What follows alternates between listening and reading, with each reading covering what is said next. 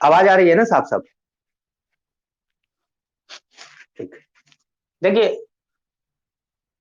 जो test paper था इसमें अभी भी लोग अभी भी इनरोल्ड हो रहे हैं। मैं आपको बता दूं कि टेस्ट पेपर आप लोगों का जो है, जो वत्स्य विद्यार्थी का टेस्ट पेपर है वो इसी पे होगा।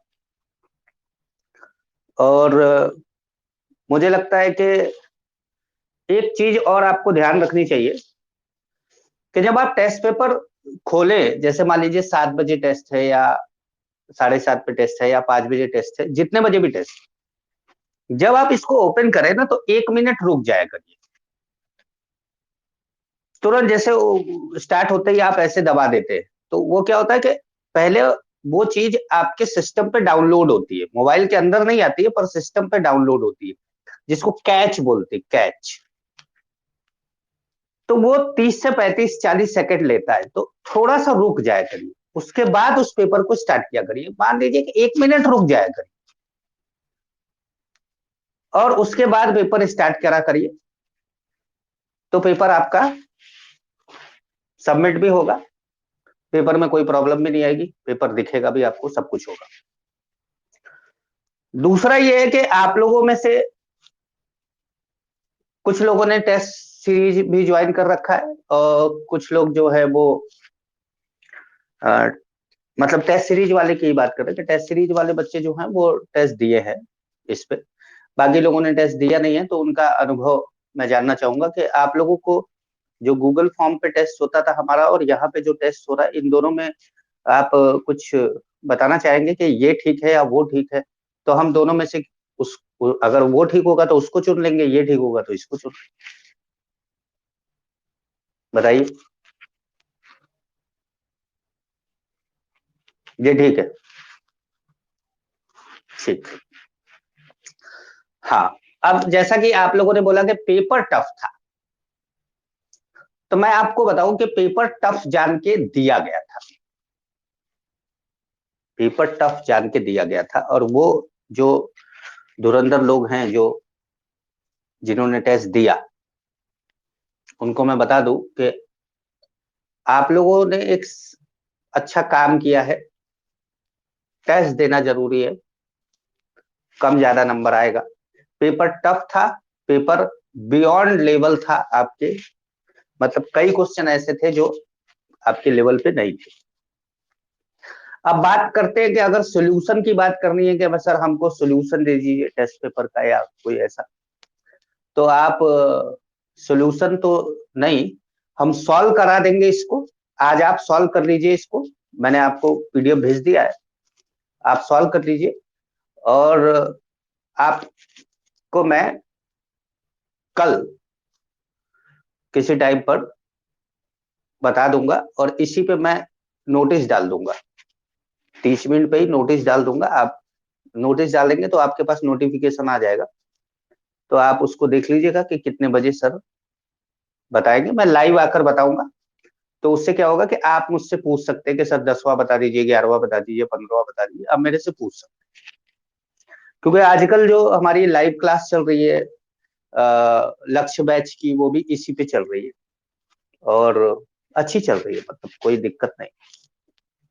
आप लोगों को भी इस समय ऐसा लग रहा होगा कि ठीक लाइव क्लास चल रही है, मतलब एक अच्छे ऐप की क्वालिटी मिल रही होगी। क्या कहते हैं आप लोग?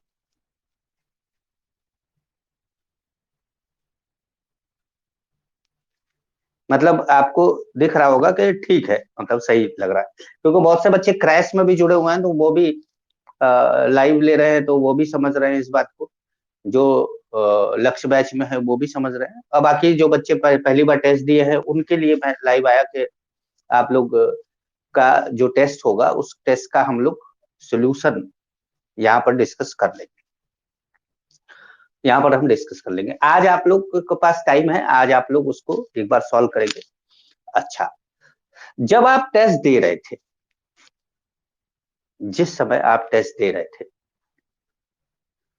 आपको क्वेश्चन हार्ड लगा, पर क्या क्वेश्चन ऐसा लगा कि आपको पढ़ाया नहीं गया है?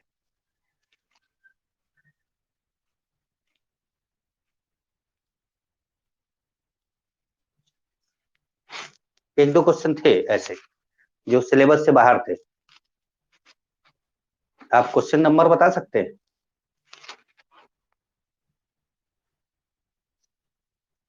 नहीं, SN2 के E1 CB का, SN2 के SN2 के इंटरमीडिएट का नाम क्या होता है?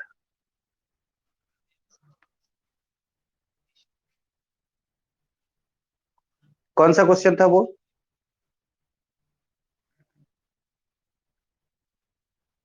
अच्छा, 1 मिनट मैं चेक।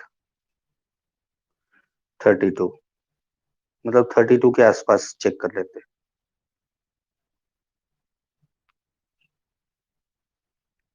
34 था। हाँ हाँ, बात सही है आपकी। हाँ, सही बात है, ये चीज नहीं पढ़ाई गई है आपको, और ये मतलब सिलेबस में है भी। तो बिल्कुल सही बात है, आप इसको छोड़ देना चाहिए आपको।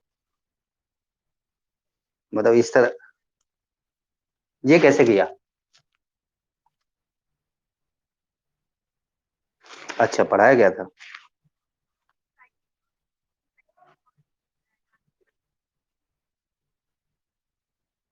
अच्छा अच्छा अच्छा, ठीक है। हाँ, ये क्वेश्चन था भाई, सही कह रहे हैं आप कि मतलब एक अगर एक आध क्वेश्चन को छोड़ दे आप इसमें, तो आपने ओवरऑल पेपर को टफ बोल दिया। तो ओवरऑल पेपर को टफ बोल दिया तो क्या ऐसा लगा आपको कि इसमें नहीं पढ़ाई गई चीजें आई हैं?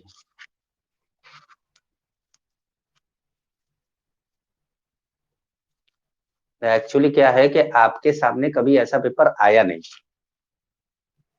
आपको हमेशा ये लगा कि अ, मतलब एक माइंड मेकअप है आपके दिमाग में।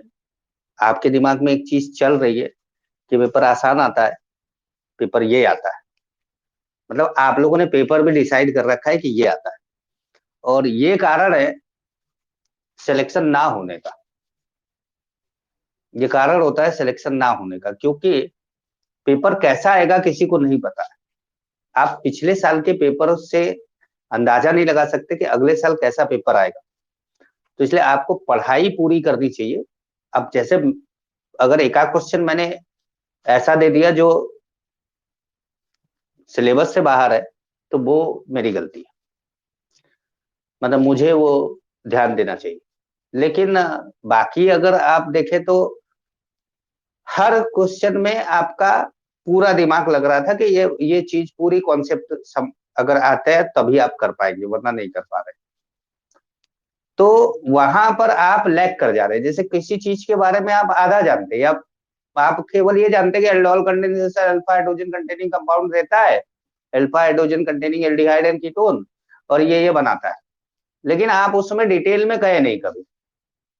आपको ढेर सारे एग्जाम्पल करवाए गए, लेकिन आपने सारे एग्जाम्पलों को ध्यान दिया नहीं। जब भी आप पढ़ना स्टार्ट करते, नोट्स पढ़ते, एक बार एग्जाम्पल चालू होता है तो एग्जाम्पल के ऐसे स्किप करके आगे बढ़ जाते हैं कि हाँ ठीक है, ये तो सब हो ही जाएगा। होता है ना ऐसा आपके साथ? जब आप नोट्स पढ़ते हैं तो क्या करते हैं?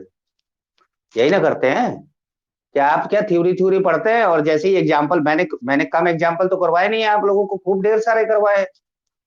लेकिन आप क्या करते हैं कि एग्जाम्पल जैसे ही आता है, आप एग्जाम्पल को स्किप करके हाँ हाँ ठीक है ये सब आ जाएगा, आगे बढ़ते हैं।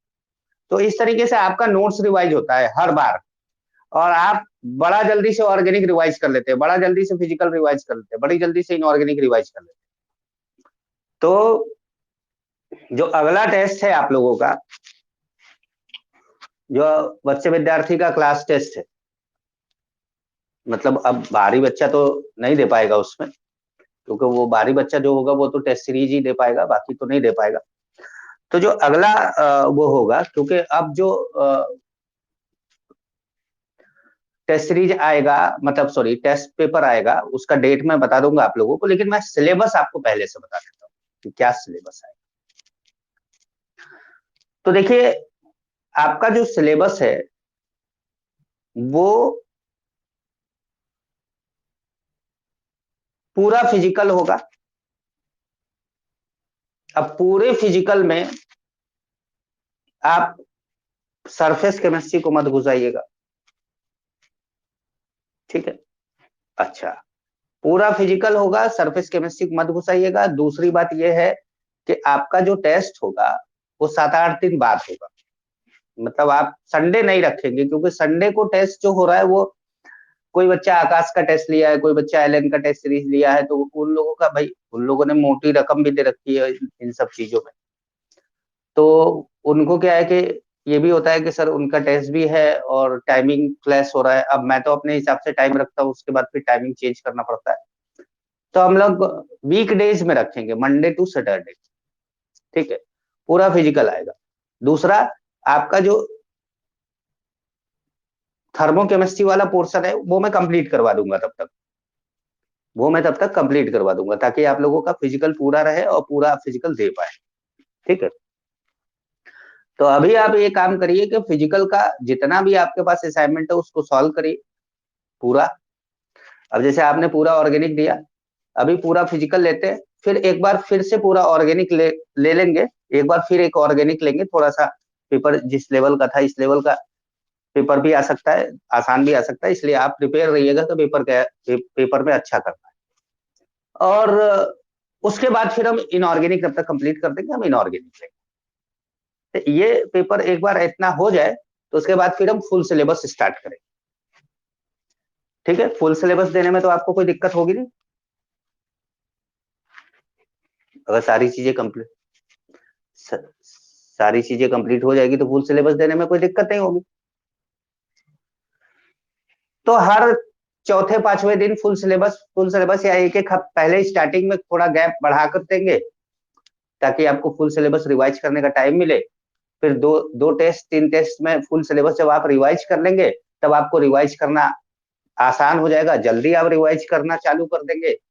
तो उस समय आपको हफ्ते में 2 टेस्ट ले सकते हैं, या 4 दिन 5 दिन पर ही टेस्ट ले सकते हैं, तो ऐसा करेंगे। ठीक है, तो बस इतने ही बोलने के लिए मैं लाइव आया था। अभी मुझे सोल्यूशन नहीं बताना था, क्योंकि अभी बहुत से बच्चे ऐसे भी हैं जिन्होंने पेपर नहीं दिया, या पेपर आ, हाँ,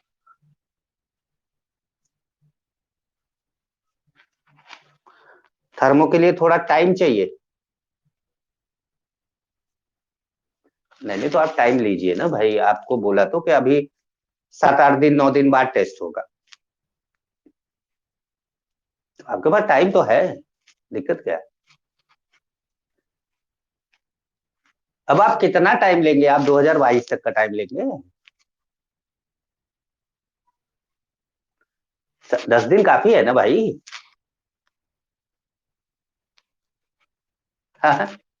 कितना टाइम लेंगे? तो अब किसी एक बच्चे के लिए भी तो ऐसा नहीं किया जा सकता कि उस बच्चे के लिए अगर है तो आप ऐसा भी नहीं है कि थर्मो के सारे क्वेश्चन थर्मो के आएंगे, एक दो क्वेश्चन थर्मो के आएंगे, छोड़ दीजिएगा, बाकी का करिए। थर्मो फुल सिलेबस वाले में कर लीजिएगा। तो अभी ऐसा कोई मतलब बहुत बड़ा इशू नहीं है कि आप थर्मो नहीं कर पाए तो, या कोई कह रहा है कि मैं इलेक्ट्रो नहीं कर पाया, या कोई कहे कि मैं जो है ये चैप्टर नहीं कर पाया, तो उसकी वजह से टेस्ट को रोका जाए, उसको चलने दीजिए। ठीक है, तो हमारा टाइम से सिलेबस जो है आपको, है ना, हाँ उसको चलने दीजिए। हमारा जो है टाइम से सिलेबस कंप्लीट होना चाहिए टेस्ट के लिए। आपको हमेशा तैयार रहना पड़ेगा, और अब आपका फोकस बिल्कुल रहे कि अब हमारे गोल पे फोकस है, हमको ये करना है, और अब हमको इसी के लिए पूरा का पूरा तैयार करना है। अब जो बच्चा टेस्ट सीरीज लेकर बैठा है उसको तो मैंने बायो का, फिजिक्स का, केमिस्ट्री का सबका दे रखा है कि भाई बायो भी टेस्ट हो रहा है, उसमें सिलेबस में मैंने डाल रखा है, मुझे याद नहीं है। ये केमिस्ट्री का याद रहता है, लेकिन बायो का, बॉटनी का अलग है, जूलॉजी का मॉलिक्यूलर बेसिस ऑफ इनहेरिटेंस है शायद बॉटनी में, जूलॉजी में शायद पूरा एनाटॉमी वगैरह सब आ रहा है, और फिजिक्स में काइनेमेटिक्स आ रहा है और वेव ऑप्टिक्स आ रहा है। तो आप लोग जहां भी आप फिजिक्स पढ़ते हैं, बायो पढ़ते हैं, उन टीचर्स वो टीचर्स लोग जो टेस्ट लेते हैं उस टेस्ट को सीरियसली दीजिए, ताकि आपका एक सब्जेक्ट में नहीं हर सब्जेक्ट में अच्छा नंबर आए। आपका फाइनल गोल है एग्जाम क्रैक करना, सिलेक्शन लेना, ना कि किसी सब्जेक्ट में महारत हासिल करके टीचर बन जाना उसका। तो इसलिए आप लोग कोशिश करिए कि पूरा सिलेबस सब पढ़िए। केवल ऐसा नहीं कि कोई बोल दिया कि आज मेरे यहाँ पे फिजिक्स का टेस्ट है हफ्ते भर बाद, तो तुम लोग उस पूरा हफ्ता फिजिक्स ही फिजिक्स पढ़ रहे हो। फिर किसी का केमिस्ट्री टेस्ट है तो खाली केमिस्ट्री केमिस्ट्री पढ़ रहे हो, ऐसा मत करो। टेस्ट के लिए पढ़ो, लेकिन पहले जो है उस टेस्ट के लिए पढ़ो जो आपका 1 अगस्त को है। तो अब जैसे आपने बोला कि पूरा फिजिकल, तो भाई पूरा फिजिकल आप तैयार कर सकते हैं, और 10 दिन में 10 चैप्टर तैयार करना बहुत बड़ी बात नहीं है भाई। केमिस्ट्री को भी टाइम दे सकते हैं हर दिन, आप बायो को भी दे सकते हैं, आप फिजिक्स को भी दे सकते हैं। हाँ, मैं ये कहता कि 3 दिन बाद 2 दिन बाद फिजिकल का पूरा टेस्ट है, तो फिर आपको तीनों दिन लगातार फिर फिजिकल पढ़ना पड़ता है। लेकिन 10 दिन का टाइम ठीक है, सफिशियंट है, आप उसको खूब अच्छे से दीजिए। और अगली बार जब आप टेस्ट दीजिए तो ऐसा रहे आपका कि नंबर आपके आपको खुश करे। मुझे कोई फर्क नहीं पड़ता, मैं मतलब मैं इन सब चीजों से ऊपर उठ चुका हूं। आपको आपका नंबर खुश करे कि हाँ ठीक आया, सही आया, लगा के सही है। कुछ बच्चे जैसे मुझे मैसेज कर रहे थे कि सर मेरा इतना ही आया, मेरा इतना ही आया, तो वो पेपर तो मैंने पहले ही जानता था कि इसमें 170-72 नंबर नहीं आने हैं। जैसे पिछले टेस्टों में जैसे डिमिक है, डिमिक के नंबर ठीक ठाक आ जाते थे, 170 के पास आ जाते थे। अनुकृति है, उसके टेस्ट में नंबर 170 के आसपास आ जाते थे, 160 के आसपास आ रहे के आ जाते थे। तो लेकिन अब ये लोग भी आ गए 100 के आसपास में। तो जाहिर सी बात है कि अभी थोड़ी मेहनत की जरूरत है, पुराने ढर्रे पे ना चले, पूरी चीजों को डिटेल में पढ़े। जितना एग्जाम्पल दिया गया है हर एग्जाम्पल को आप सॉल्व करें। ये नहीं कि थ्योरी थ्योरी पढ़ लिया और क्वेश्चन आप कहीं और से कर रहे हैं, करिए, लेकिन मेरे कराए गए एग्जाम्पल्स को करने के बाद। तो चलिए, इतना ही करना था आप लोगों से, इतनी ही बात करनी थी। कल के लिए मैं टाइम दे दूंगा आप लोगों को, इसी पर मैं टाइम दे दूंगा। मैं देख लूं कि स्लॉट क्या खाली है, उस हिसाब से टाइम देते हैं आपको। और